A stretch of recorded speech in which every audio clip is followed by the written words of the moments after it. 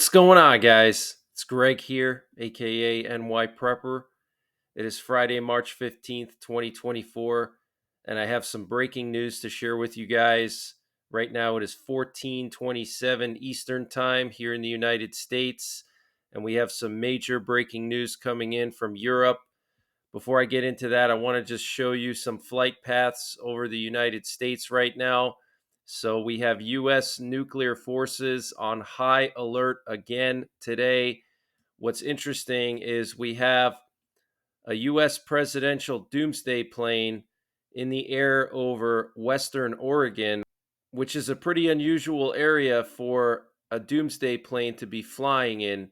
So I'm going to continue to monitor where this thing goes, but this is extremely unusual. I actually don't think I've ever seen a doomsday plane flying over Western Oregon. Very unusual. We have 3 nuclear war command and control planes in the air right now, and we also have a nuke sniffer plane in the air as well. And here's the nuke sniffer plane. You can see it was looping over Minnesota, and it is now heading back towards Offutt Air Base. And this plane is for detecting radiation in the atmosphere. So, very concerning. Okay, U.S. nuclear forces are still on high alert today.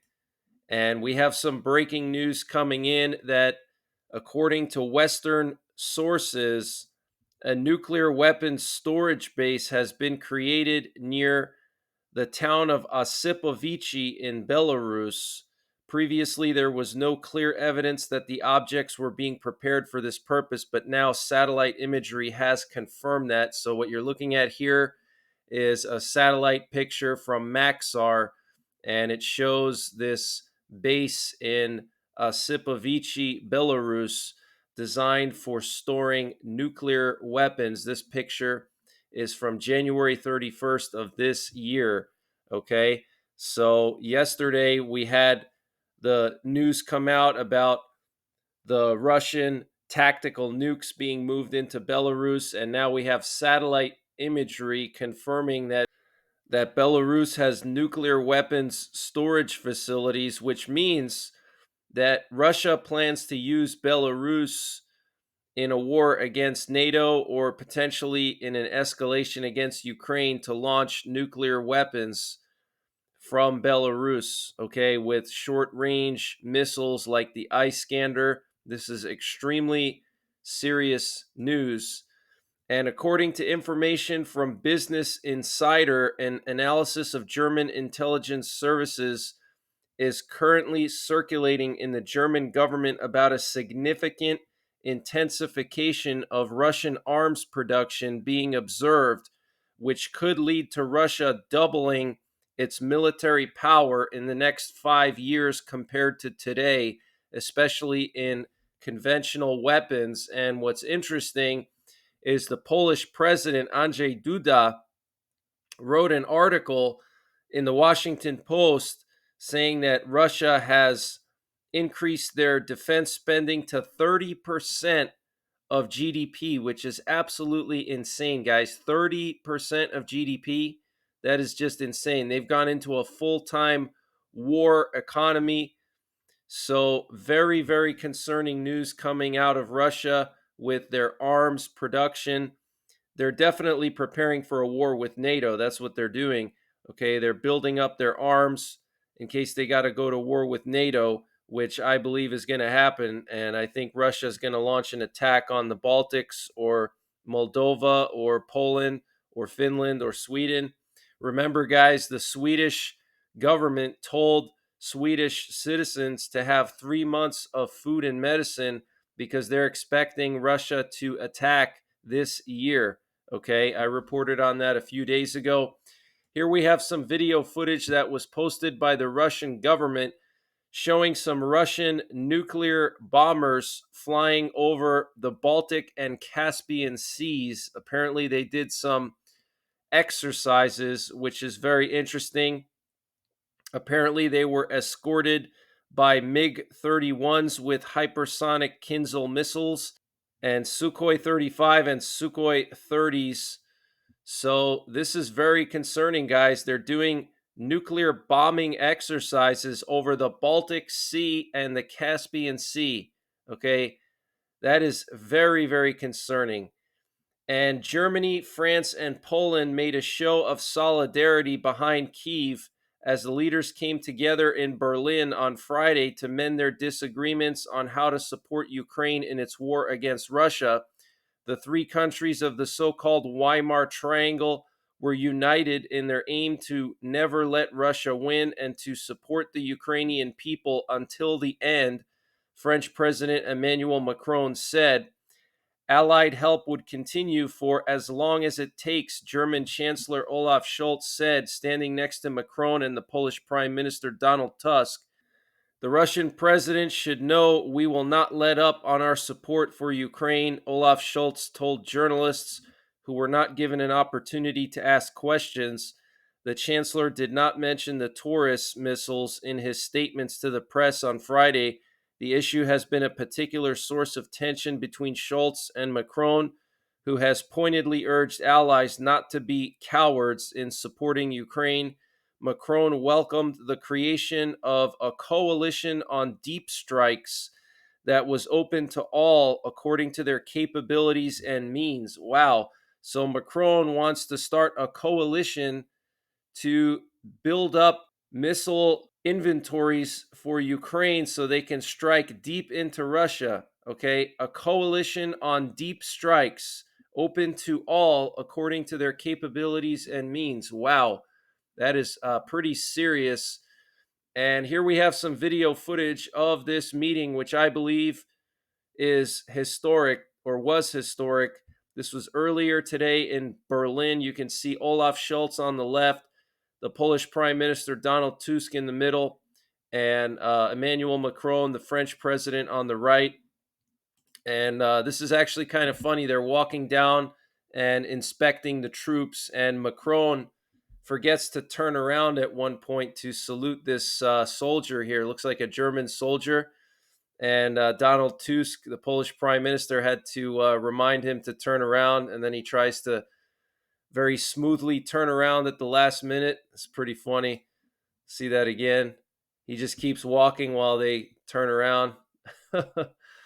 But this is historic, guys. Okay. This is a historic meeting. Who knows what they talked about? I'm sure they talked about sending troops to Ukraine. They just won't mention everything publicly. Okay. This update was sponsored by My Patriot Supply. Guys, My Patriot Supply has brought back their 25% discount on their 3-month emergency food supply. And to get the discount, you got to use the link preparewithnYprepper.com. And the link is in the description below this video. But this 3-month emergency food supply has a 25-year shelf life. It includes over 2,000 calories per day, breakfasts, lunches, dinners, drinks, and snacks, all contained within 6 rugged water-resistant buckets, and free shipping is included. So use the link preparewithnYprepper.com to get $200 off or 25% off of the My Patriot Supply 3-month emergency food supply. The link is in the description below this video. Free shipping is included. They also have a general store where they sell all kinds of prepping and survival products, and they're always running various discounts.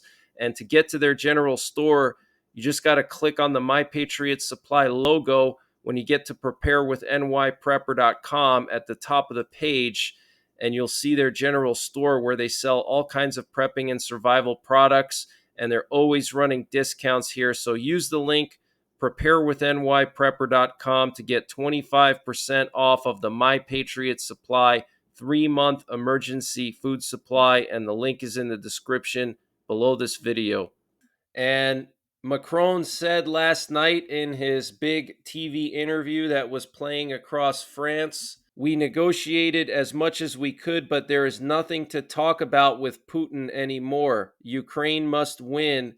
There will be no red lines for France. I'm the president of France and I decide. Wow. 2 years ago, we said we would never send tanks. We did. 2 years ago, we said we would never send medium range missiles. We did.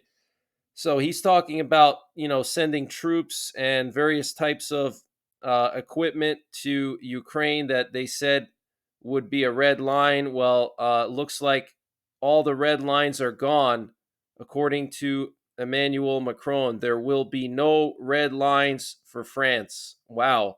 Okay, so that means France could be sending troops. They could be sending long range missiles. He wants to create a coalition on deep strikes. So this is really intensifying, guys. And the Latvian Prime Minister Edgars Rinkēvičs said, I fully support Emmanuel Macron. We should not draw red lines for ourselves. We must draw red lines for Russia, and we should not be afraid to enforce them. Ukraine must win. Russia must be defeated.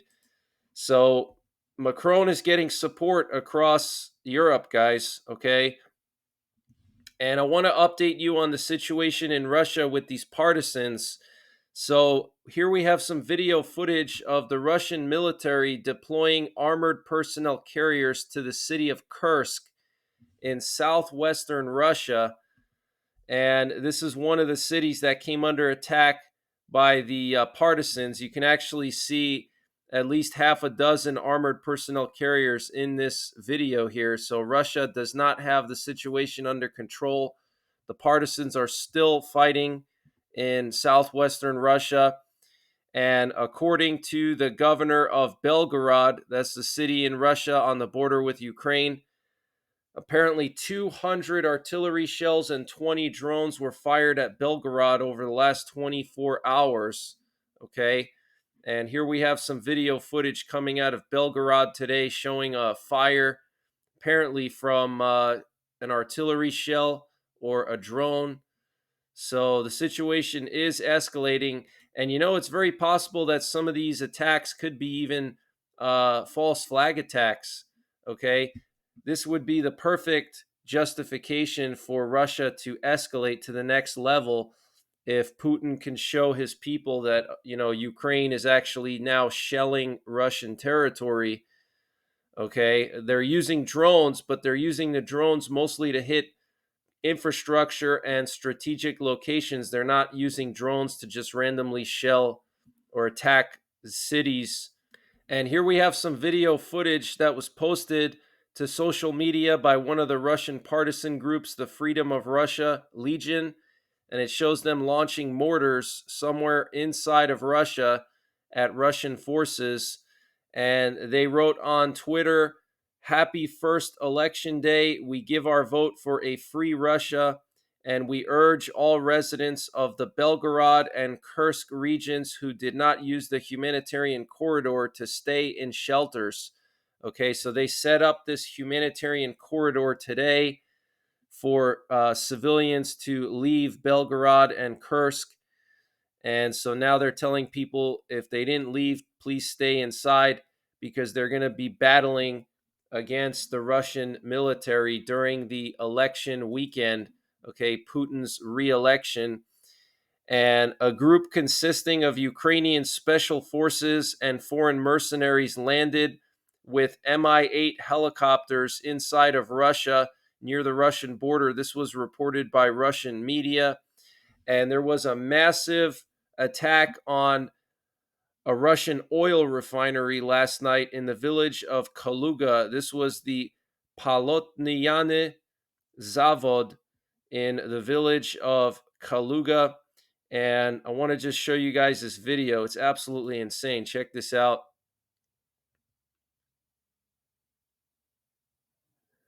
Wow. So that was the drone strike on this refinery. And so it looks like Ukraine's new strategy is to hit these refineries and try to either cripple Russia's economy or, at the very least, reduce the amount of fuel that Russia has to supply the front lines. Okay, they've already taken out some of the largest refineries in Russia. And according to Bloomberg, apparently 10% of Russia's oil production capacity has been affected by these strikes. Okay, so very interesting strategy by the Ukrainians. We have Russian doomsday planes on the move. This was last night. Here we have 4 of the Russian 223rd Flight Squadron, which is responsible for moving VIPs around, including Vladimir Putin. And you can see all 4 of these planes heading east to the Urals. This was last night. And here you can see their transponders turned off at some point once they got towards the Urals, and they completely just went off the flight tracker near the Urals. Now, this is where Putin has the Yamantu bunker near Chelyabinsk. So it's very possible that Putin was moved to Yamantu Mountain. Okay. Here we have some more Russian doomsday planes and airborne command and control planes, nuclear war command and control planes that were flying over Russia just east of Moscow last night, okay, around the same time as these VIP planes were heading east to the Urals. So very, very concerning, guys. Looks like Putin has been moved to his bunker for the election weekend. Obviously, he's concerned that there could be some rioting because Navalny's wife has called for protests. Okay, here we have some video footage showing Russian police gearing up for the elections in Kaliningrad. Okay, you can see these Russian riot police with shields. So the Russian police and the Russian military are anticipating something going down in Russia internally this weekend. That's why they moved Putin to the Urals. Look at all these riot police, guys. This is absolutely insane.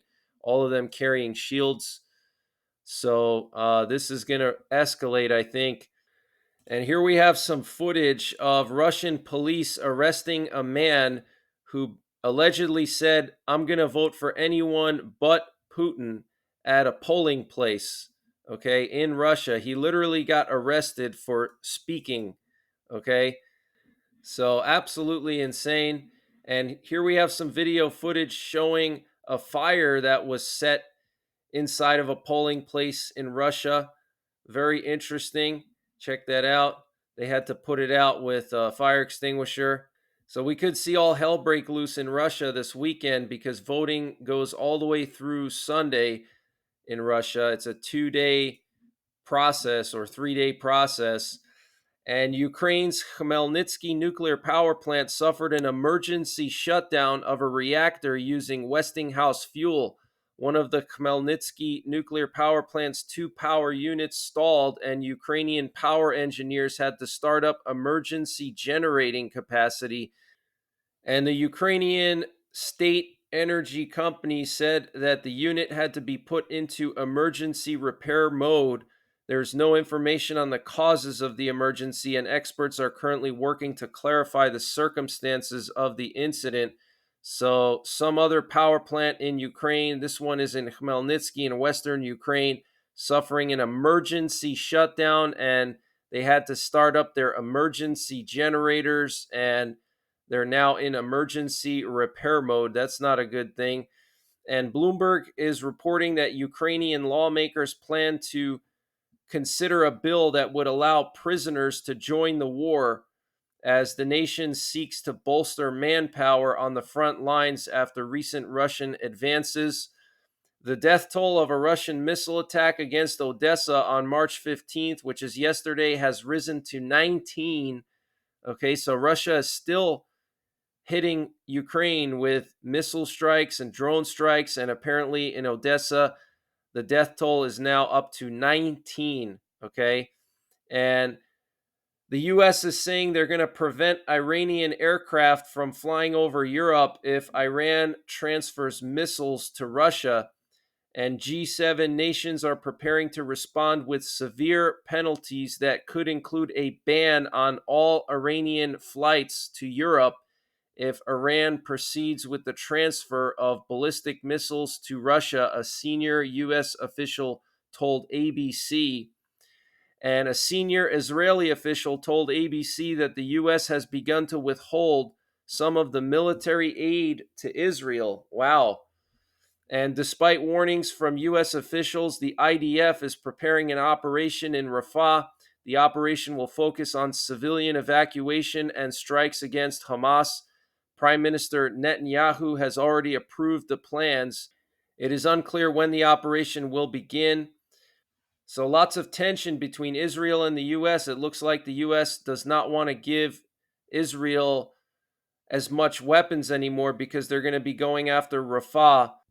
And a representative of the Houthis said they're going to start attacking Israeli ships crossing the Indian Ocean to the Cape of Good Hope.